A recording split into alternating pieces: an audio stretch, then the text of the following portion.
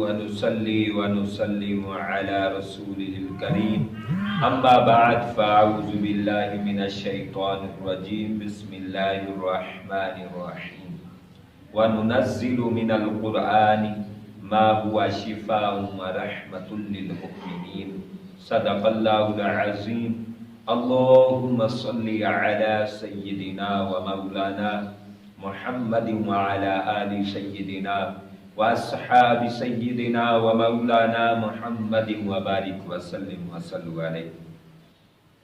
پیارے دوستو، آج ہر طرف پریزنٹ سچویشن میں کرونا وائرس چل رہی ہے، اس کے حوالے سے میں بات کرنا چاہتا ہوں۔ قرآن اور کرونا وائرس۔ احباب ذی وقار، حضرت انس رضی اللہ تعالی عنہ روایت کرتے ہیں حدیث پاک، فردوس دہلوی میں حدیث پاک آئی، فرمایا جب کوئی شخص اپنے رب سے ہم کلام ہونا چاہے اسے چاہیے کہ قرآن کی تلاوت میں مشغول ہو جائے۔ اور دوسری حدیث عمر بن شعیب روایت کرتے ہیں، آقا علیہ السلام نے فرمایا بندہ جب ختم قرآن کر لیتا ہے، پورا قرآن مجید تلاوت کر لیتا ہے، تو اس ختم قرآن کے موقع پر 60,000 فرشتے اترتے ہیں جو اس قاری کی پڑھنے والے کی دعا میں شامل ہوتے ہیں اور دعائے خیر میں وہ آمین کہتے ہیں۔ 60,000 فرشتے، آپ اندازہ کریں ایک قرآن پاک ختم کرنے والے پر، قرآن مکمل پڑھنے والے پر اس آخری اور اختتامی لمحات میں 60,000 فرشتوں کی یہاں آمد ہوتی ہے جو آمین اور بندوں کے ساتھ شامل ہو جاتے ہیں۔ حضرت عبداللہ ابن عباس روایت کرتے ہیں رضی اللہ تعالی عنہما، آقا علیہ السلام نے فرمایا میری امت میں سب سے زیادہ نیک برگزیدہ لوگ وہ ہوں گے جو حاملین قرآن ہوں گے، جو اصحاب قرآن اور شب زندہ دار ہوں گے۔ فرمایا جو قرآن کے ساتھ محبت کریں گے اور رات کو جاگیں گے۔ آقا علیہ السلام نے ابو ہریرہ روایت کرتے ہیں، فرمایا لوگوں میں سب سے زیادہ عبادت گزار وہ شخص ہے جو قرآن کی تلاوت کثرت سے کرتا ہے۔ اور ایک حدیث میں آقا علیہ السلام نے فرمایا لوگوں میں سب سے زیادہ دولت مند بندہ وہ ہے جو قرآن کو سینے سے لگاتا ہے، جس کا سینہ قرآن سے آباد ہے، جس کی زبان قرآن سے آباد ہے، جس کی آنکھیں قرآن سے آباد ہیں، جس کا علم قرآن سے آباد ہے، جس کا عمل قرآن سے آباد ہے، جس کا کردار قرآن سے آباد ہے، جس کا صبح و شام قرآن میں آباد ہے۔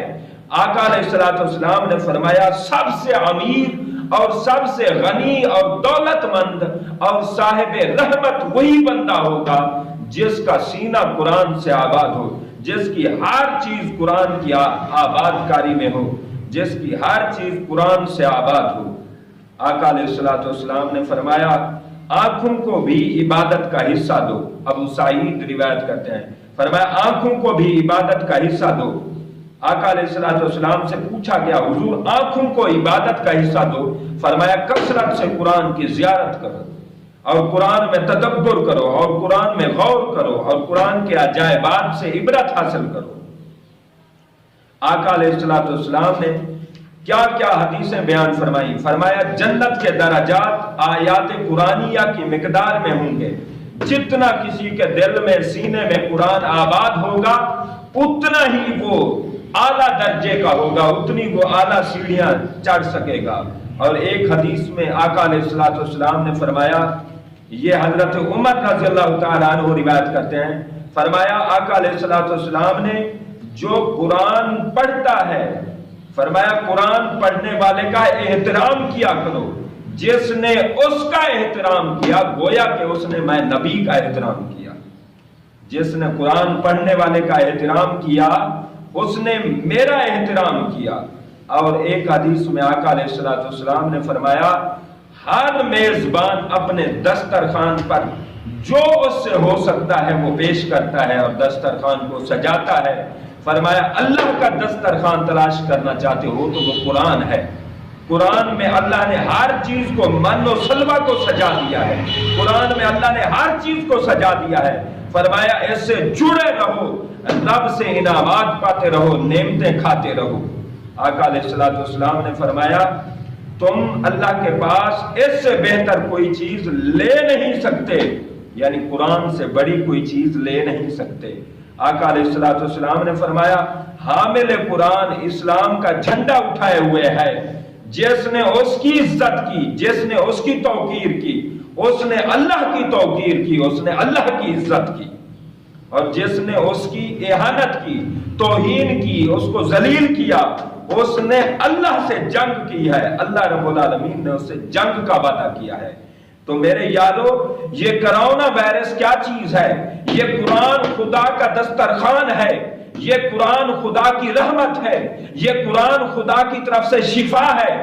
جتنا ایسے جڑتے جاؤ گے ہمارا مقام، ہماری عزت، ہماری شان، آقا علیہ الصلوۃ والسلام کے ہم غلام ہیں، آقا علیہ الصلوۃ والسلام کے امتی ہیں، ہم میں شرف بڑے ہیں۔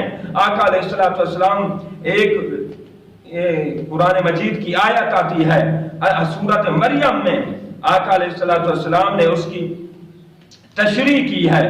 آقا علیہ الصلوۃ والسلام نے فرمایا وَإِن مِّنكُمْ إِلَّا وَارِدُهَا كَانَ عَلَى رَبِّكَ حَتْمًا مَّقْضِيًّا، فرمایا کوئی ایسا بندہ نہ ہوگا چاہے وہ سیاہکار ہو یا نیکوکار ہو، فرمایا وہ جہنم سے گزر کر جائے گا، لیکن فرمایا جو قرآن پڑھنے والے ہوں گے جب وہ جہنم سے گزارے جائیں گے خود جہنم اتنی ٹھنڈی ہو جائے گی کہ جہنم کی چیخیں نکل جائیں گی۔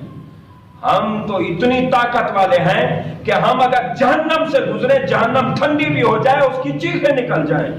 ثم ننجی الذین اتقوا ونذر الظالمین فیہا جثیا، فرمایا جہنمیوں کو جب گزارا جائے گا تو جہنم میں ہی ڈال دیا جائے گا، لیکن جنتی جب گزریں گے تو جہنم کی بھی چیخیں نکل جائیں گی۔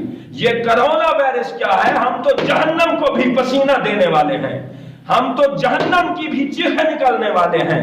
ارے ہم اپنا عزت، اپنا مقام سمجھیں، ہم آقا علیہ الصلوۃ والسلام کے غلام ہیں، ہمارے پاس یہ قرآن رحمت کا سمندر ہے۔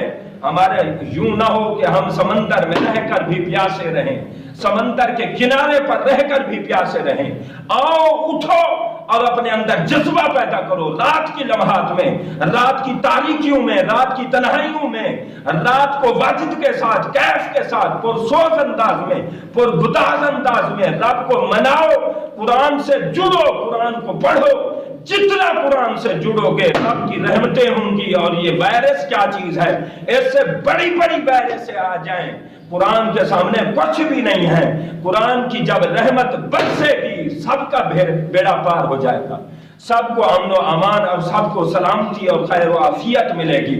پورا پاکستان اٹھے اور قرآن سے جڑ جائے، اس کی آنکھیں قرآن پر ہوں، دل قرآن پر ہو، دماغ قرآن پر ہو، علم قرآن پر ہو، تدبر قرآن پر ہو، تفکر قرآن پر ہو، ہر چیز کو اپنی آپ کو مٹا کر صبح سے شام، شام سے صبح تک قرآن کے ساتھ